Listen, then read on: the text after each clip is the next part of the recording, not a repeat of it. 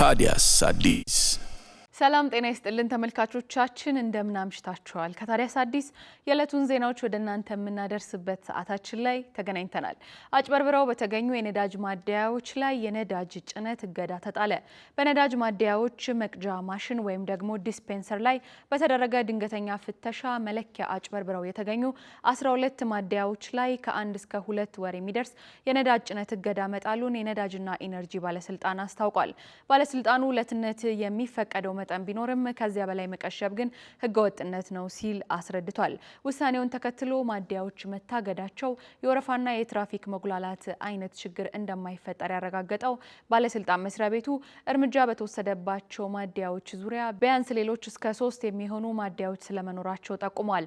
አክሎም በአቅርቦት ላይ ችግር ይፈጠራል ተብሎ ህገወጦችን መደበቅ ተገቢ አይደለም በማለት አጽንኦት ሰጥቷል። ታዲያስ አዲስ ከኡጋንዳ የተቀነባበረ የበሬ ስጋ ወደ ኢትዮጵያ እንዲገባ የተሰጠ ፈቃድ ያለመኖሩን የግብርና ሚኒስቴር አስታወቀ።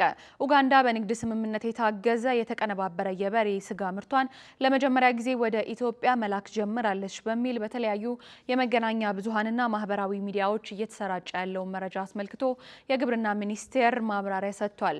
ሚኒስቴር መስሪያ ቤቱ በኡጋንዳ በኩል ለተባለው ጉዳይ የተሰጠ ምንም አይነት የገቢ ንግድ ፈቃድም ሆነ የተደረገ የሁለትዮሽ ስምምነት አለመኖሩን በይፋ አስታውቋል። የመረጃ በምን መንገድ ሊወጣ እንደቻለ በውል እንደማይታወቅና ሁኔታው ለዘርፉ ትልቅ ስጋት በመሆኑ በጥብቅ ሊመረመርና ሊጣራ የሚገባው ጉዳይ መሆኑም ተገልጿል። ታዲያስ አዲስ ባለፉት 5 ዓመታት በ1000 የመንግስት የስራ ኃላፊዎች ላይ እርምጃ መወሰዱን የኢትዮጵያ ሰብአዊ መብቶች ኮሚሽን አስታወቀ።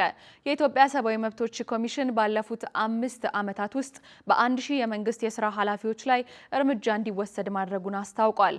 ከ2014 እስከ 2018 ሲያገለግል የነበረው እቅድ ማብቃቱን ተከትሎ ይፋ ባደረገው አፈጻጸም ላይ ከ17000 በላይ ሰዎችን ከህገወጥ እስራት ማስለቀቁንም ነው ያመላከተው።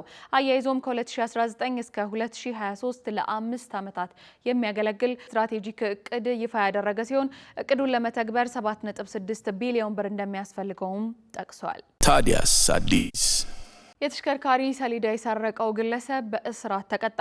ቃኛቸው ታመነ የተባለው ተከሳሽ የተሽከርካሪ ሰሌዳ ሲሰርቅ በቁጥጥር ስር ውሏል። ተከሳሹ የተሽከርካሪ ማቆሚያ ቦታ ላይ ቆሞ ከነበረ ተሽከርካሪ ላይ የፓርኪንግ ሰራተኞች ያለመኖራቸውን በማየት ሰሌዳውን ፈቶ ሊሰወር ሲል በአካባቢው ህብረተሰብና በፖሊስ ቁጥጥር ስር መዋሉን ፖሊስ አስታውቋል።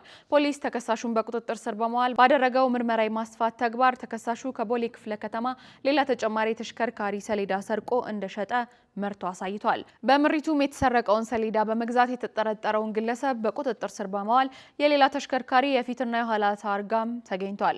በተከሳሹ ላይ ምርመራ ተጣርቶ መዝገቡ ለአቃቢ ህግ ተልኮም በፈጣን ችሎት ታይቷል።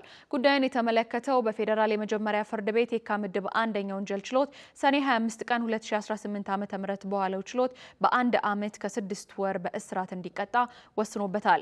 አሽከርካሪዎችና የፓርኪንግ ሰራተኞች መሰል ወንጀል እንዳያጋጥም አስፈላጊውን ጥንቃቄ ሊያደርጉ እንደሚገባም የአዲስ አበባ ፖሊስ ዋና ጠቅላይ መምሪያ መልእክቱን አስተላልፏል። ታዲያስ አዲስ ቻይናና ሩሲያ ግዙፍ የጦር መርከቦችን ያሳተፈ የጋራ ወታደራዊ ልምምድ ጀመሩ። የቻይናና ሩሲያ የባህር ኃይል ግዙፍ የጦር መርከቦችን ያሳተፈ የጋራ የባህር ላይ ወታደራዊ ልምምድን ጀምረዋል።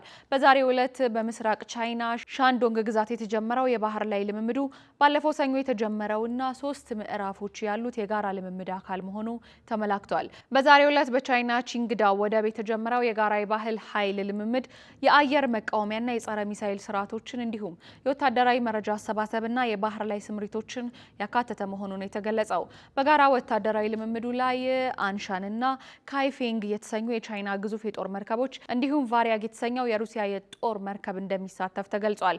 በዚሁ ወቅት የሁለቱ ሀገራት ወታደሮች የባህር ኃይል መርከቦችን በመጎብኘት የልምምድ ልውውጥ ማድረጋቸውን ሽንዋ ዘግቧል። የተከታተላችሁት የታዲያስ አዲስ የዕለቱን ዜናዎቻችንን ነበሩ። ይህንን የመሰሉ መረጃዎች ሰፋ ባለመልኩ እንዲደርሳችሁ ገጻችንን ጎብኙ። በዚያውም ፎሎ አድርጉ። ታዲያስ አዲስ